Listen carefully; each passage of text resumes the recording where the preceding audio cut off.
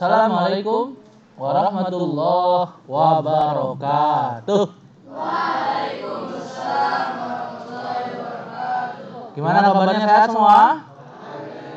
Alhamdulillah baik. Oke teman-teman, terakhir kita sudah masuk ke bab 2. Dan di bab 2 apa judulnya? Sejarah perkembangan teknologi informasi dan komunikasi. Nah, pada bab 2 kemarin kita ada 4 topik pembahasan. Saya review kembali. Tahu review? Pertama, topik pembahasan kita adalah kedua, buka catatannya, samain. Ada yang nggak nyatet deh, awas. Karena soalnya nanti keluar dari catatan kamu. Nah, yang ketiga, sejarah komputer. Keempat, sejarah jaringan komputer global. Nah, kita kemarin baru bahas poin yang pertama ya, tentang sejarah perkembangan TIK. Kalian sudah catat yang ini? Sudah. Next, kita review lagi. Review itu mengulang. Kalau bahasa Arabnya murojaah, biar supaya catatan kalian diingat. Sebelum ada teknologi, pada masa prasejarah, manusia berkomunikasi pakai apa? Dengusan. Gimana contohnya? Ayo beliau. Nah, selain dengusan, pakai apa lagi? Bahasa isyarat. Gimana contohnya? Pakai api. Itu dagu. Apa nggak bisa ngomong? Terus yang selanjutnya pakai apa lagi? Gerakan tang. Next, apa lagi? Pakai apa? Mimik muka. Tabunan, api, asap. Nah, pada masa prasejarah belum masuk HP, belum masuk bahasa, mereka masih menggunakan isyarat, dengusan, lukisan di dinding-dinding gua. Nah, ada catatan yang ini ada? Ada. Next. Kemudian masuk masa sejarah. Di masa ini orang baru kenal tulisan. Pertama, tulisan yang mereka tahu. Apa nama tulisannya? Piktograf. Siapa penemunya? Bangsa Sumeria. Kalau dari bangunan foto ini, kira-kira itu orang mana dia? Mesir ya. Bangsa Sumeria. Sekarang masih ada nggak bangsa Sumeria? Sudah tidak ada ya. Next. Lalu pada tahun 2900 bahasa apa yang ditemukan? Hieroglif. Bahasa hieroglif ini siapa yang nemuin? Bangsa Mesir kuno. Tuh di belakang itu background gambarnya itu salah satu contoh daripada bahasa hieroglif. Kebanyakan mereka menggunakan simbol dan itu salah satu contoh Anubis gitu. Anubis. Simbol dewa-dewa di Mesir kuno banyak ya. Dewa matahari, dewa bulan. Yang diangkat filmnya ke Marvel di dunia apa? Moon Knight. Itu diambil dari mitologi Mesir kuno. Moon Knight itu dewa bulan. Udah pernah nonton? Yang udah di tangan? Yang udah 1, 2, 3, 4, 5. Yang belum? Sama saya juga belum. Nah, next. Pada tahun berapa didirikan perpustakaan pertama? 530 sebelum Masehi. Di mana didirikannya? Di Yunani. Ini menurut sejarah Masehinya ya. Nanti kita coba cari sejarah Hijriahnya. Kira-kira ilmuwan pertama Muslim siapa nih yang nemuin perpustakaan? Karena kebanyakan ada yang mengakuisisi, yang nemuin Khwarizmi diakuin sama algoritma, diakui sama penemu-penemu dari dari barat. Next, pada tahun berapa ditemukannya alat atau media menulis? 500 sebelum Masehi. Apa namanya? Papirus. Papirus itu apa? Mana ada yang buat tuh? Tahu banget tuh. Papirus itu apa? Kulit batang pohon. Ada di mana itu papirus? Mesir. Jadi sebelum mereka nemu papirus, kira-kira nulisnya pakai apa? Batu, tanah liat. Kira-kira kamu jangan jauh-jauh ke Mesir, kita lihat ke Candi Borobudur. Siapa yang pernah ke Candi Borobudur? Nah, itu kan ya, artefak di Candi Borobudur itu kira-kira nulisnya pakai pahat atau pakai pensil? Berarti udah ada tulisan belum? Kira-kira pesan yang disampaikan di simbol-simbol yang ada di candi itu kalian paham nggak? Itu berarti kan masih belum ada bahasa ya yang paham hanya mereka. Ini apa maksudnya ini? Dan cara penyebutan pelafalannya juga masing-masing berbeda. Lalu lanjut pada tahun 105 sebelum Masehi. Ada yang keturunan Tasilun di sini? Keturunan Tasilun siapa? Cina mana nih? Cina Betawi, Cibe. Cina Palembang, Cipal berarti ya. Nah, pada tahun 105 baru ditemukan kertas. Siapa penemunya? Tasilun. Karena beliau dari Cina, di Cina banyak pun bambu, maka bahan dasar kertas pada waktu itu dari serat bambu. Gimana cara bikinnya? Dihaluskan, dicuci, diratakan, dan nah inilah cikal bakal ditemukannya kertas yang kalian pakai sekarang. Kalau kertas yang kalian pakai sekarang dari apa dibikinnya? Kayu apa? Jati. Kalau kayu jati semua berarti jati semua gundul, semua kayu. Makanya ada yang bilang less paper atau tanpa kertas. Ke depan itu kertas udah nggak boleh dipakai.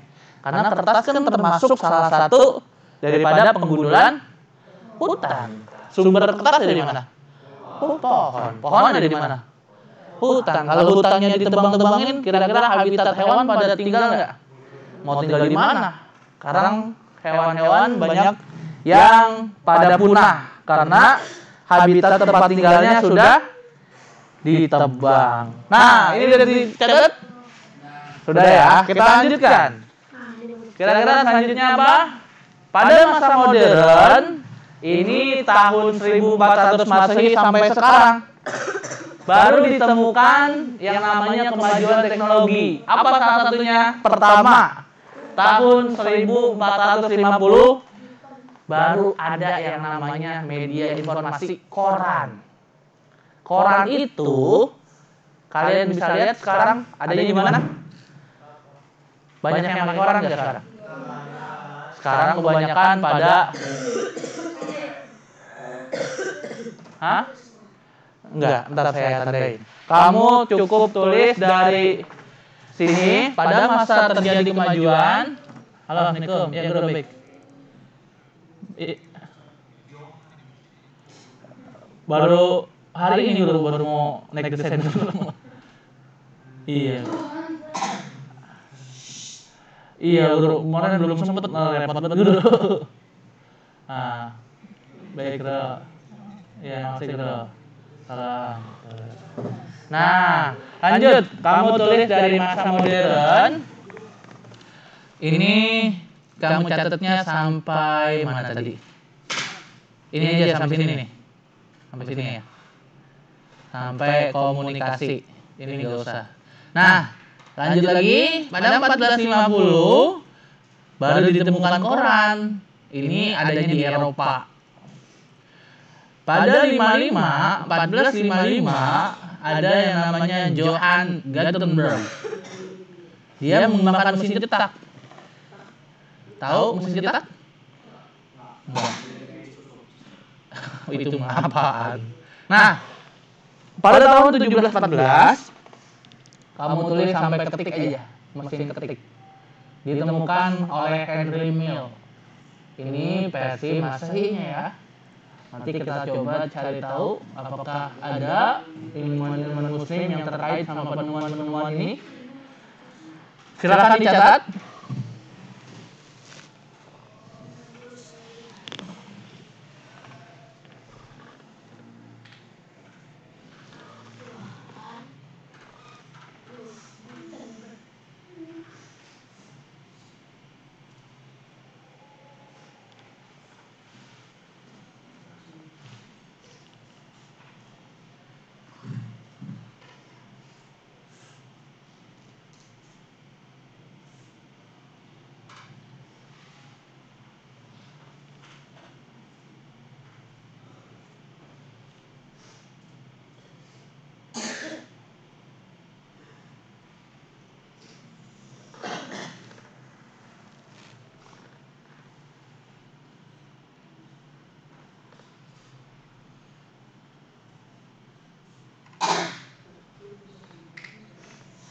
Khalas?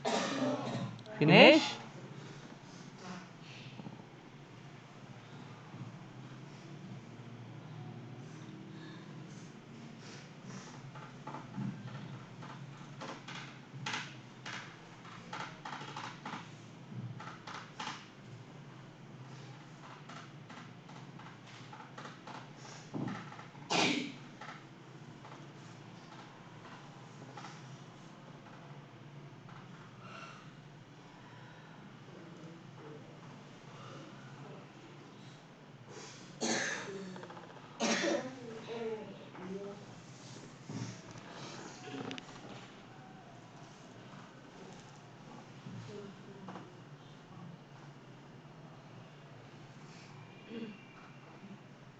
Finish?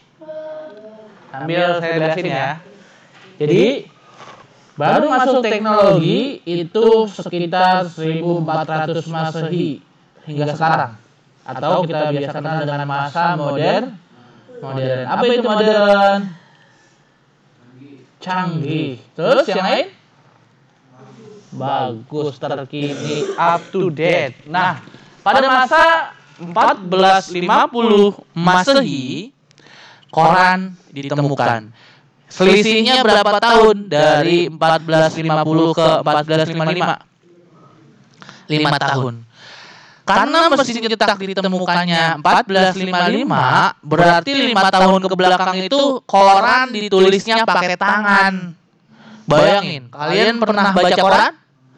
Berapa lembar biasanya halaman koran? Wow, 10 halaman minimal ya.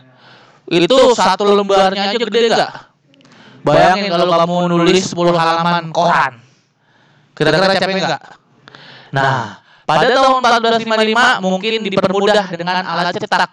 Jadi, memperbanyak koran dibantu dengan mesin cetak yang ditemukan oleh siapa? Johann Gutenberg. Lalu pada tahun 1714 ada namanya Henry Mill nih. Dia nemuin mesin ketik. Siapa yang di rumahnya ada mesin ketik? Mesin ketik itu udah langka karena itu mesin zaman dulu. Teks proklamasi yang kalian lihat, surat-surat jadul itu diketiknya pakai mesin ketik. Ya, nih keyboardnya misa-misa. Suaranya cetak. Kalau nggak cetak, harus tekan. Cetak. Kalau kalian belum biasa, jari-jari kalian padas, pegel. Karena harus pakai tenaga. Cetak. Gitu. Pernah. Dulu waktu belum ada komputer atau belum masuk atau belum lumrah di sini, bikin skripsi pakai mesin ketik. Skripsi itu apa? Apa CV? Skripsi itu adalah laporan penelitian. Kalian mau lulus S1 sarjana, kalian harus buat sebuah penelitian. Minimal banget itu 130 halaman. Kalau yang penelitiannya mendalam. Itu semua diketik pakai mesin ketik. Dulu belum ada printer. Maksudnya belum masuk ke sini ya. Belum lumrah karena harganya masih mahal. Kalau ada salah satu, kita nggak bisa hapus, harus ditipek. Atau kalau skripsi itu dulu nggak boleh ada tipekan. Salah satu huruf ganti, ngetik ulang. Salah titik ganti, ngetik ulang. Karena menjaga kerapihan nggak boleh ada tipek. Jadi zaman dulu itu susah, ribet. Sekarang udah gampang. Mau ngeprint udah banyak tukang print. Mau beli juga udah banyak harga printer yang murah. Sekarang laptop juga udah murah. Kalau ada duitnya. Iya. Itu mesin ketiknya itu pakai keyboard QWERTY. Iya. Dulu keyboardnya masih QWERTY karena keyboard pertama banyak yang bervariasi. Ada AZERTY kalau kamu lihat di pengaturan HP. Kenapa? Mereka mengusahakan supaya tiap tombol ini nggak berbarengan atau berdekatan. Karena kalau berdekatan riskan atau rawan rusak. Jadi setiap kalimat atau setiap huruf disebar dengan tempat yang bisa dibilang ngacak. Kalau berurutan A, B, C, D, E, F, G, biasanya tombol-tombol yang berdekatan itu rawan rusak. Di mana rusaknya? Di pedal yang buat ngurup. Kan kalau kita ketik yang ngangkat itu hurufnya kan cetak, tak, tak, tak. Itu diatur tuh jaraknya biar nggak saling berdekatan. Makanya huruf-huruf yang sering digunakan pada bahasa sehari-hari itu biasa disusun berjauhan. Dan bukan pakai tinta printer, dia pakai pita. Pitanya itu udah ada serbuk kayak serbuk pensil. Jadi ketika ada pita di atas kertas, kan ditimpa dengan huruf. Nah, pita itu meninggalkan bekas tinta serbuknya ke kertas. Kebayang nggak sih? Saya udah nggak ada sih mesin tiknya, nanti kalau ada coba saya bawa mesin tik. Jadi dulu gulungan pita. Kalau sekarang printer pakainya apa? Tinta cair. Kalau dulu pita, pitanya serbuk. Jadi kalau kita pegang tuh bekas hitam. Ya, ada yang pernah punya di rumah? Punya? Masih ada? Masih ada. Pernah pakai? Tuh, tanya beliau. Beliau udah pernah pakai, gimana rasanya? Dulu kalau sudah selesai ketik, kan dia ke samping ya, jalan. Kita geser. Halaman baru, geser. Nanti kapan-kapan coba kita lihat bentuk fisiknya. Udah selesai nulisnya? Pada tahun berapa diketemukannya mesin tik? 1714. Siapa penemunya? Henry Mill. Henry Mill. Orang mana Henry Mill ini? Inggris. Close? Finish? Next. Selanjutnya pada tahun 1837 ini dia si penemu Morse, namanya Samuel Morse. Kalian pernah buka belajar sandi Morse? Ini beliau yang nemuin. Silakan dicatat daripada tahun 1837 Samuel Morse mengembangkan telegraf kode Morse bersama Sir William Cook dan Sir Charles Waterford. Sampai sini. Iya. Kalau sudah selesai garis baru pada tahun 1843 tercipta jalur telegraf jarak jauh. Lanjut lagi, 1861 ada Coleman Sellers. Dia menciptakan alat bernama kinematoskop. Kinematoskop mungkin ini jadi inspirasi aplikasi KineMaster. Karena KineMaster siapa yang sering pakai KineMaster? Wah, itu aplikasi untuk apa? Edit video. Cikal bakal kinematoskop. Ini fungsinya untuk memutar slide pertama. Jadi untuk melihat gambar doang. Mesinnya kayak gini gedenya. Itu mungkin awal cikal bakal nama KineMaster. Kine. Nah, silakan dicatat.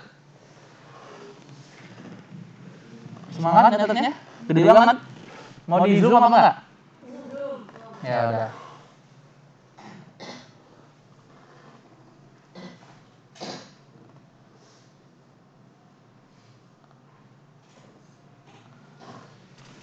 Kalau kita pramuka diajarin Morse, cara menyampaikannya pakai apa? Fluid ya.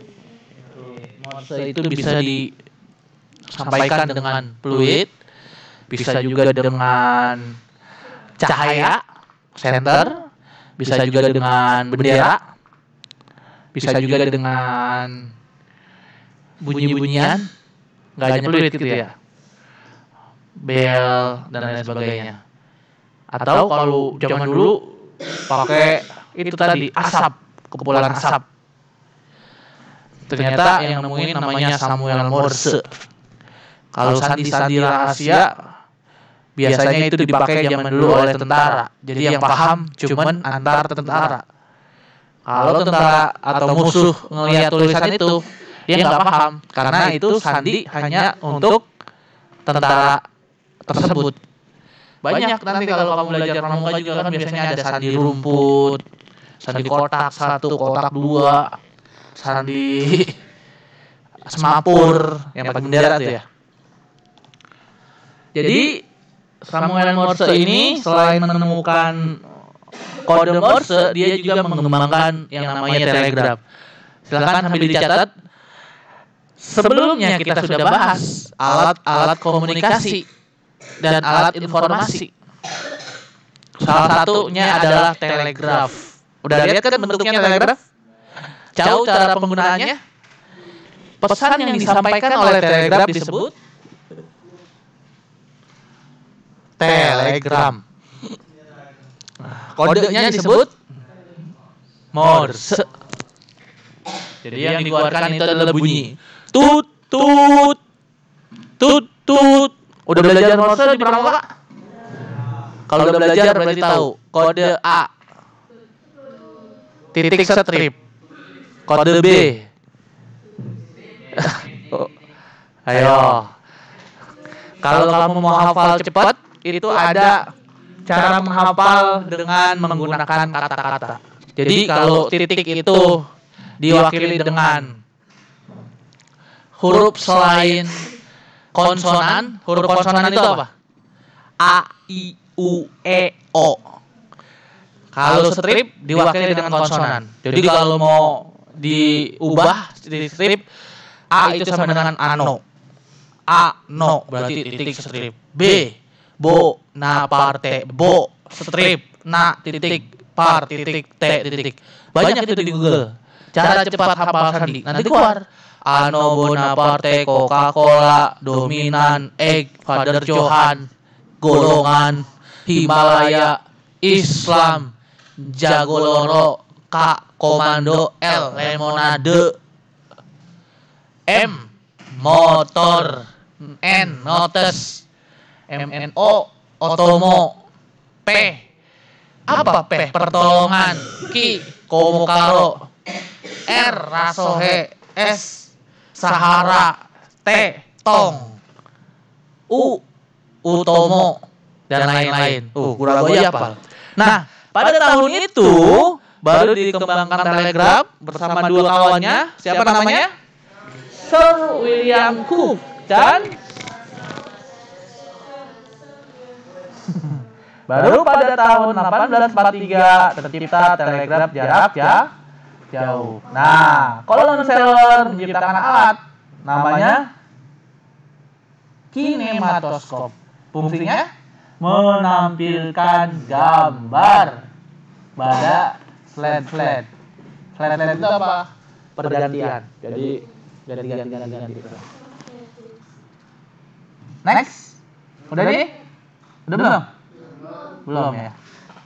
Ya, alatnya segede itu tuh.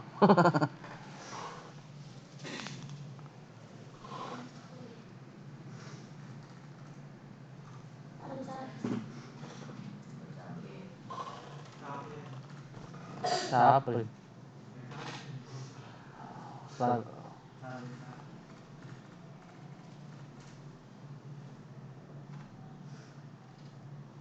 Finish? Halas?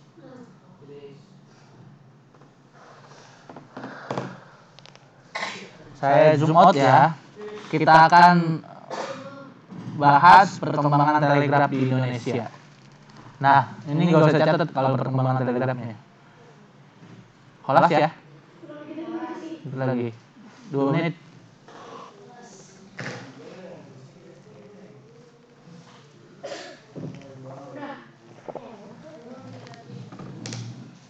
Yang belum acung tangan. 2 orang lagi. Next ya. Kita akan lihat perkembangan di Indonesia, kapan tahun masuknya. Ternyata dari penemuannya di 1837 baru pada 1855 selisihnya berapa tahun nih? 20 32 tahun. Ini Raja William III baru menyetujui proyek pembangunan jaringan telegraf di Hindia Belanda. Di mana Hindia Belanda? Di mana? Indonesia. Dulu Indonesia di peta itu namanya Hindia Belanda. Kenapa? Karena masih dalam masa penjajah. Siapa yang pernah menjajah Indonesia? Jepang, Spanyol, Portugis, Prancis, Portugal, komunis, Belanda, Inggris. Berapa tahun yang paling lama menjajah? Berapa tahun Belanda menjajah? Untungnya kita bisa merdeka. Nah, pada tahun 1855 ini baru disetujui akan dibangun yang namanya proyek telegraf proyektor. Nah, baru pada tahun 1856, berapa tahun selisihnya? Berapa tahun? Dari 1855 ke 1856 berapa tahun? 1 tahun. Jaringan telegraf pertama baru sampai Jakarta Bogor. Jadi kalau kalian pakai telegraf, jangkauannya cuma baru ke Bogor, Batavia. Waktu itu namanya Di mana titik pusat kota Batavia zaman dulu? Jakarta. Kalau kita mau lihat sejarah-sejarah tentang Batavia ada di mana? Kota tua. Kota tua.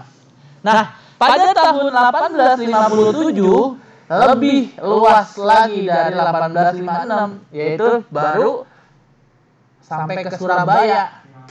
Batavia ke Surabaya. Itu udah bisa berkomunikasi pakai telegraf. Kalau kamu nggak bisa Morse, kira-kira bisa pakai ini nggak? Karena dia harus bisa atau harus hafal yang namanya sandi Morse. Pada 1870, berapa tahun rentan jaraknya?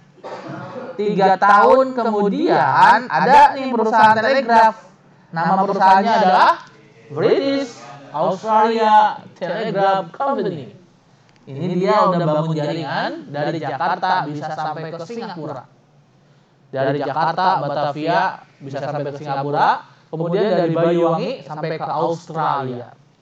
Sekali lagi, alat ini nggak bisa sembarang orang punya, karena alat itu masih langka dan mungkin mahal. Jadi yang punya hanya orang-orang tertentu dan kalangan tertentu. Baru pada 1888 lebih luas lagi. Jawa ada berapa bagian? 6/3. Jawa Barat, Jawa Timur, Jawa Tengah. Ada Jawa Utara nggak? Nah, berarti ada 3. Hah? Jawa Utara, Jawa Tengah kan ya? Jogja beda sendiri. Masuk Jawa nggak? Jawa apa? Jawa Tengah. Bali, Makassar, dan daerah-daerah lain di Kepulauan Hindia udah semua terhubung pakai telegraf. Kamu yang hidup zaman sekarang, tahu-tahu lempar ke zaman 1888. Biasanya chattingan, sekarang suruh pakai telegraf. Kira-kira enak enggak? Enggak enak. Karena waktu itu belum ada HP, ada cuman belum masuk. Jadi, komunikasi jarak jauh pada masa itu masih menggunakan alat yang disebut telegraf. Baru pada 1933, pemerintah kolonial Belanda mulai beralih. Kita udah belajar media informasi, jaringan informasi ada 2. Pertama kabel, kedua nirkabel. Pada tahun 1933, telegrafnya udah bisa pakai nirkabel tanpa harus pakai kabel. Nah, jadi itu adalah sekilas perkembangan telegraf di Indonesia. Udah semua ditulis? Ini dia penampakan kinematoskop. Kinematoskop ini adalah lembar atau gulungan film. Kalau kamu pernah pakai Kodak zaman dulu, tahu Kodak? Kamera Kodak yang pernah jualan? Belum pernah ngerasain. Kita cek ke Google, kamu biar lihat. Ini yang disebut dengan Kodak. Nah, pernah punya nggak sih? Ada di rumah? Nah, kira-kira ini pakai memori card nggak? Hah? Pakai nggak? Memori card? Enggak, karena belum ada memori card waktu itu. Mereka ini bisa diakses atau bisa digunakan dengan menggunakan roll film nih, film. Nah, tuh. Pernah punya? Tahu? Nah, itu di mesin apa tuh namanya tadi? Kinematoskop. Penampakannya kurang lebih kayak gitu. Gulungan-gulungan filmnya banyak banget. Itu namanya alat untuk melihat slide foto, slide gambar. Nah, karena sudah bel, kita akan lanjutkan pada pertemuan selanjutnya. Kita akan bahas tentang penemu mesin fotokopi dan penemu telepon. PR-nya, iya, tolong PR dikumpulkan di meja. Tolong kasih nama, kalau nggak ada nama nggak ada nilai. Kita akhiri dengan mengucap hamdalah. Terima kasih. Assalamualaikum warahmatullahi wabarakatuh.